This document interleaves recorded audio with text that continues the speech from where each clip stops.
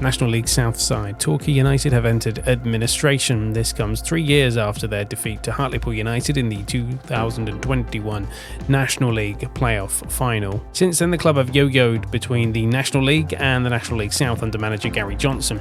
Now that the club has entered administration and will be docked 10 points and are now managerless after the departure of Johnson, Torquay have dropped from 11th in the National League South to 18th and are 4 points above the relegation zone.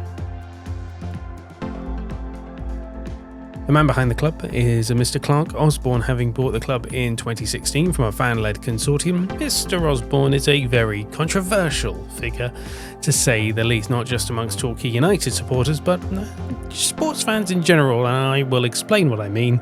Under the ownership of Osborne, the club had planned a new stadium to replace Plainmoor, which had been, it still is the home of Torquay United, and it has been since 1921. It's a promise that he's made at numerous sporting institutions. Osborne is also well known in the Speedway fraternity for being the guy that kicked the Swindon Robins out of the Abbey Stadium, one of the most successful teams in the sport's history. And like with Torquay, he also promised redevelopment and, as I said, ended up kicking the team out of their own stadium, with his argument being that Greyhound Racing made more money for the stadium and Speedway couldn't pay its own way.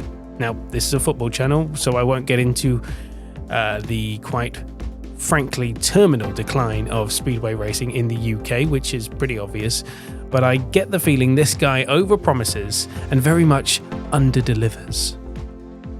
The Torquay United Supporters Trust chairman Nick Broderick told the BBC, quote, "He's an absent owner, he doesn't come and watch matches," while the Wonderful Price of Football podcast spoke about Torquay United in a recent episode, with Liverpool University's Kieran Maguire revealing that the club owed Osborne almost £5 million and that he'd have to take a big hit of that. To Kieran's point, no one's going to buy a non-league club with £5 million worth of debt.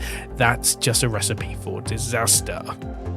To my surprise, Torquay United are still a full-time club in the National League South. However, if you've followed other full-time professional clubs at this level, say Gloucester City in the National League North, being full-time is great for a moment, but long-term is entirely unsustainable given the lack of money involved at this level.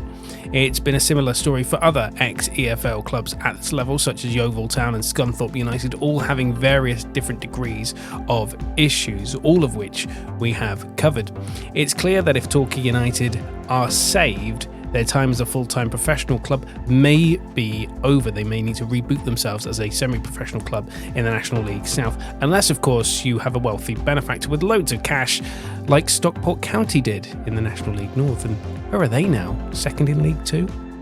If you like this video, be sure to hit the subscribe button, give it a thumbs up as well, and hit the bell icon to be notified of all our latest videos. Thank you very much for watching. Don't forget to check out our website. It's deadair.media/sport for the latest football news. See you next time.